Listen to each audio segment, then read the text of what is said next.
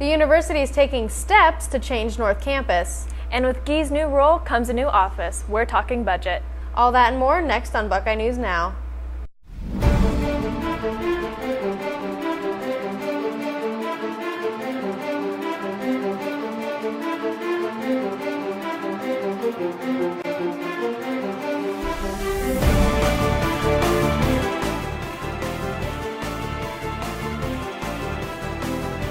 I'm Alice Bacani. And I'm Asia Gore, and you're watching Buckeye News Now, your source for campus news.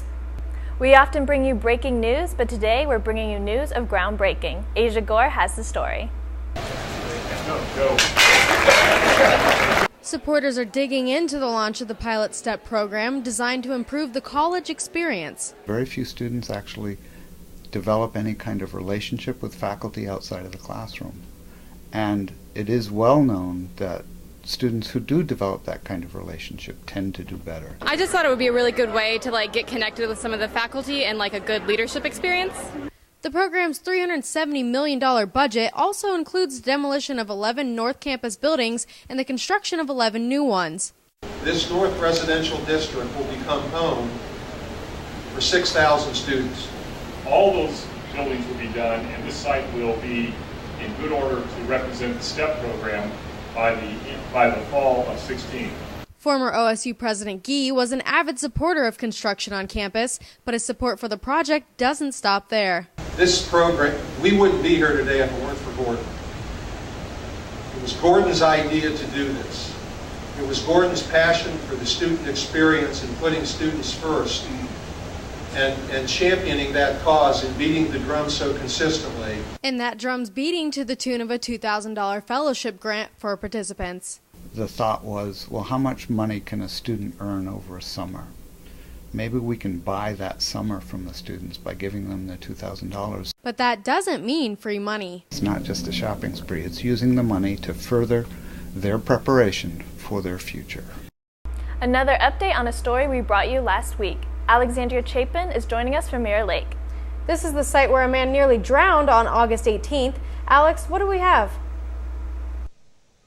Hi, Asia. Hi, Alice. Yes, I do have an update on the Mirror Lake incident. Right here, a 28-year-old man was pulled out of the water on August 18th. Right now, Wexner Medical Center says he is still there in the ICU and in critical condition. We had a couple reports earlier this week. The Wexner Medical Center said he was out of the ICU and in fair condition, and we found out that that is not true. He is still in the ICU.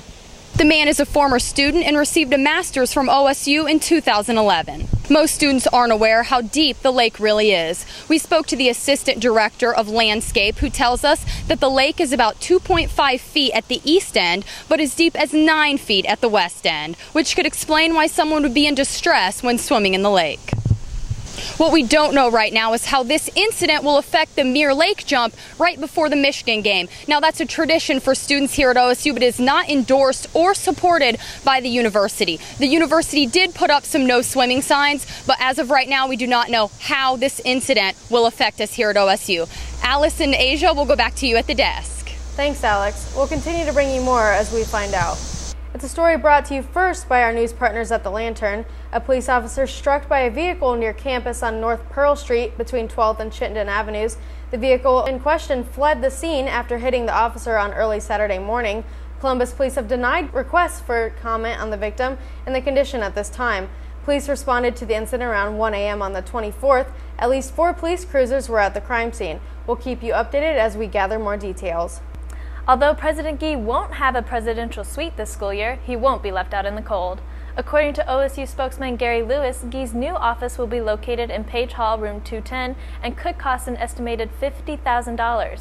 Construction of the new office could start this week and end sometime in September. His new office will have space for an assistant, an employee, and students who are working with Guy on research for one of his projects.